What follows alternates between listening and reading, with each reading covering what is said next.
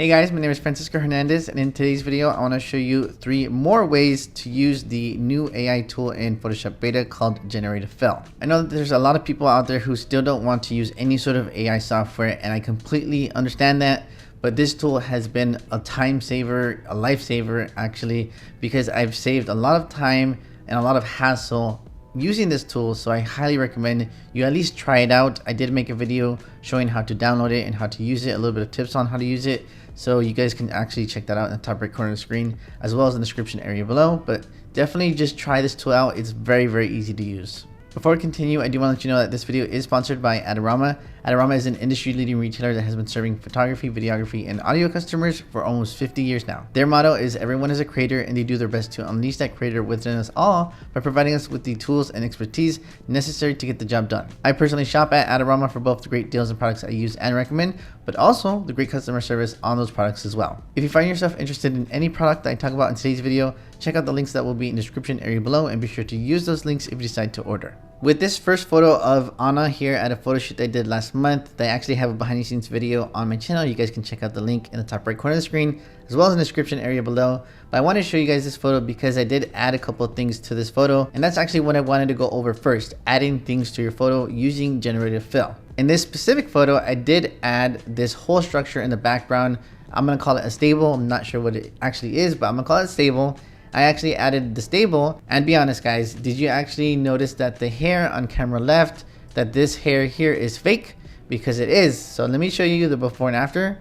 Here's the before and here's the after. Obviously I did fix a lot of other things, but I wanted you guys to focus on that structure in the back and that hair on camera left. So before and after. And honestly, it's very easy to use this tool. I definitely recommend you guys doing it. All you need to do is get the lasso tool, maybe change the feather to 3 or whatever. Select areas that you want to add things or subtract things. And in this case, with this photo, I added a selection all around this back, and I actually inputted horse because I was thinking that I might want to add a horse to this background. But obviously the AI in Photoshop thought it would be better to add a stable looking thing there, and it was a much better choice because a horse would have been too big in the background. And when it came to the hair, it was a very windy day that day, so I wanted to have hair there, you know, placed on her shoulder, but the hair was just whipping and becoming unmanageable, so I just had her put the hair back, and I decided to try out AI in Photoshop to see if I could add hair there, and it did a good job. With this photo of my cat Tails, I took this photo in a very shaded area, and it was very bright that day, so a lot of very harsh light was coming through, so it kind of got in overexposed areas on his eyebrows, the nose, and 2 main areas here on the ground next to him. So I wanted to see if I can use this tool, Generative Fill, in Photoshop to fix those overexposures, because that's something that I've done a couple of times in other photos in the past. So what I'm going to do right now is just select all the different overexposed areas and see if Generative Fill can realistically fix them. One thing that I have been doing a lot lately is typing period when I click generate, because there was a video that said if you ever want to avoid any sort of errors that you might experience with this Generative Fill, typing period and clicking enter will help you avoid those. And it honestly did a very good job. So that was the first variation. Whenever you use this tool, you get about 3, sometimes more. I think I got 4 once. So this is the first variation. Here is the second variation, and here is the third variation. And I honestly think the first one was pretty good, so I'd keep it like that.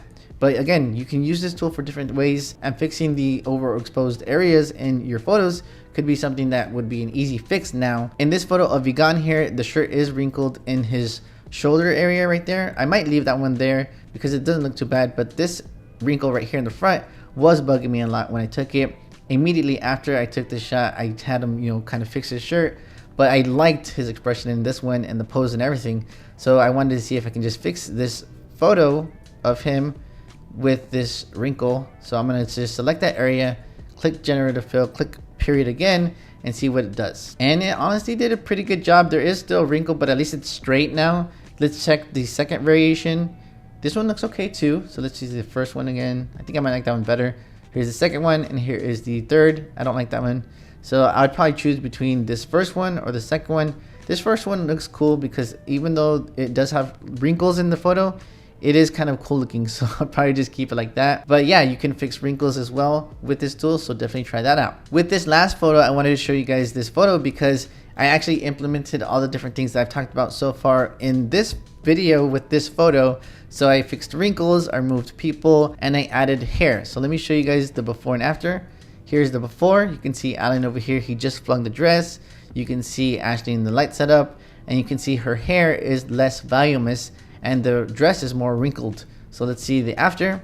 You can see that there is a little bit more hair, the dress is less wrinkly, and the people and the distractions are gone now. And another thing that I forgot to mention is this guy is very overexposed over here in the back, so I used Generative Fill to select that whole overexposed section, and then it resulted in a much more even exposure in that back in the area where it was previously overexposed. And just to guys show you a close-up version of a before and after of her with the dress, Ophelia with the dress, here's the before, and then here is the after. And that's pretty much everything I wanted to show you in this video. I highly recommend using this tool because it's so powerful and you can remove things, add things, fix overexposures.